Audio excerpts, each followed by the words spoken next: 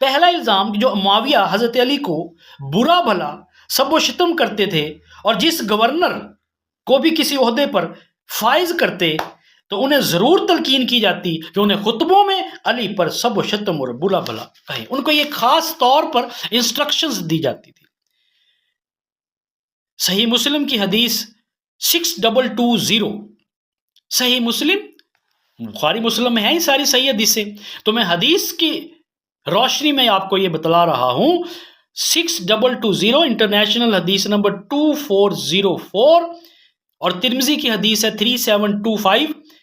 بکیر بن مسمار نے عامر بن سعد بن ابی وقاص سے انہوں نے اپنے والد سے روایت کی کہ حضرت معاویہ بن ابی سفیان حضرت سعد کو حکم دیا، حضرت معاویہ نے حضرت سعد بن ابی وقاص کو حکم دیا کہ آپ حضرت ابو تراب یعنی حضرت علی کو برا کیوں نہیں کہتے، یعنی وہ کیا چیز آپ کو روکتی ہے ان کو برا بھلا کہنے میں؟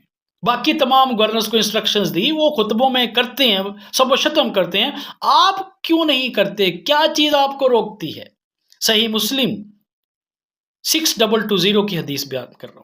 تو حضرت سعد نے جواب دیا، جب تک مجھے 3 باتیں یاد ہیں جو رسول اللہ صلی اللہ علیہ وسلم نے حضرت علی سے کہی تھی، میں ہرگز انہیں برا نہیں کہوں گا۔ ان میں سے کوئی ایک بات بھی میرے لیے ہو تو مجھے سرخ اونٹوں سے زیادہ پسند ہو۔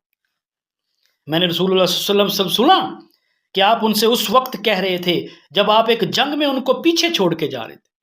میں آپ کو بتاؤں یہ واقعہ غزوہ تبوک کا ہے، جس میں حضرت علی کو آپ صلی اللہ علیہ وسلم پیچھے خواتین اور بچوں میں چھوڑ کے گئے تھے، اور حضرت علی جب جنگ میں چھوڑ کے جا رہے تھے تو حضرت علی نے ان سے کہا، اللہ کے رسول آپ مجھے بچوں اور عورتوں میں پیچھے چھوڑ کر جا رہے ہیں؟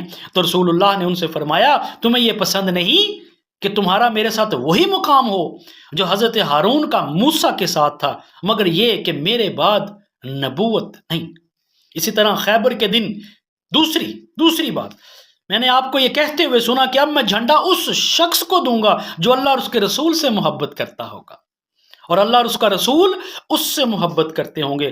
پھر میں نے اس بات کو جاننے کے لیے اپنی گردن اٹھا ہر طرف دیکھا، اور یہ مختلف احادیث کی کتابوں میں ملتا ہے۔ ابو بکر صدیق، عمر فاروق، بڑے بڑے جیے صحابہ کہ نے خواہش کا اظہار کیا کہ ہم نے کبھی کسی بات کا خواہش نہیں کی، کبھی کچھ نہیں چاہا، سوائے اس دن کے جب خیبر میں رسول صلی اللہ علیہ وسلم نے فرمایا تھا کہ میں جھنڈا اس کو دوں گا جس کو اللہ اور اس کا رسول پیار کرتے ہوں گے، محبت کرتے ہوں گے، اور وہ اللہ رسول سے محبت کرتا ہوں کہ کاش وہ جھنڈا ہمیں مل جائے۔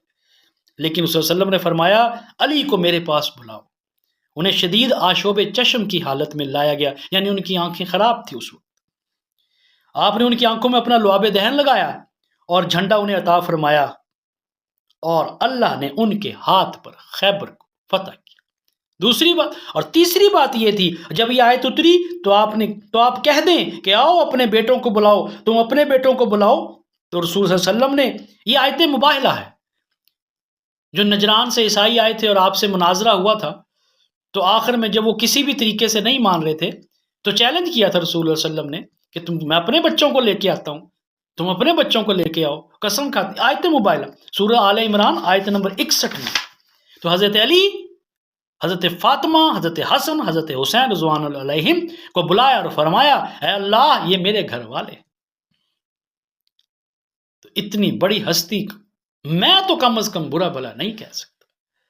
امام حنبل کی مسند میں مذکور ہے کہ جلد نمبر 1 صفحہ نمبر 88 میں کہ حضرت معاویہ کے دور میں سب و شتم کیا جاتا تھا، اور اس کا سلسلہ کئی سال تک جاری رہا۔ مسند احمد حدیث نمبر 27284 27284 میں آتا ہے، ابو عبداللہ جدلی کہتے ہیں کہ ایک مرتبہ ام سلمہ کی خدمت میں حاضر ہو تو انہوں نے مجھ سے فرمایا، کیا تمہاری موجودگی میں نبی کو برا بھلا کہا جا رہا ہے؟ اس نے کہا، معاذ اللہ، یہ کیسے ہو سکتا ہے؟ انہوں نے فرمایا، میں نے نبی کو یہ فرماتے ہوئے سنا، جو علی کو برا بھلا کہتا ہے وہ مجھے برا بھلا کہتا ہے۔ استغفر۔ اور ایک اور حدیث المستدرک الحاکم حدیث نمبر 4616 4616 صحیح حدیث۔ ابو عبداللہ البجلی فرماتے ہیں کہ میں کم سنی میں حج کرنے گیا، میں مدینہ منورہ سے گزرا، میں نے دیکھا کہ بہت سارے لوگ اکٹھے کہیں جا رہے ہیں، میں بھی ان کے ساتھ ہو لیا، تو یہ لوگ ام المومنین ام سلمہ کے پاس گئے۔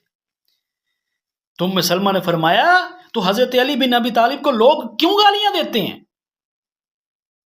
تو ان میں سے کسی نے جواب دیا دنیا کے مفادات کی خاطر۔ تو ام المومنین نے فرمایا کہ رسول اللہ صلی اللہ علیہ وسلم نے فرمایا جس نے علی کو گالی دی اس نے مجھے گالی دی، اور جس نے مجھے گالی دی اس نے اللہ تعالیٰ کو گالی دی۔ یہ صحیح حدیث بیان کر رہا ہوں۔ گالی تو کسی کو بھی نہیں دینی چاہیے، کسی کو بھی گالی نہیں دینی چاہیے، دلیل سے بات کرنی چاہیے۔ لیکن میرا سوال صرف یہ ہے کہ آج صحابہ کو جو گالی دیتے ہیں ہم ان پہ کفر کے فتوے لگا دیتے ہیں۔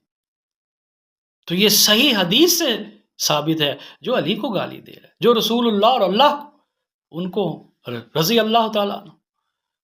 فیصلہ آپ نے کرنا ہے، حوالے میں دے رہا ہوں آپ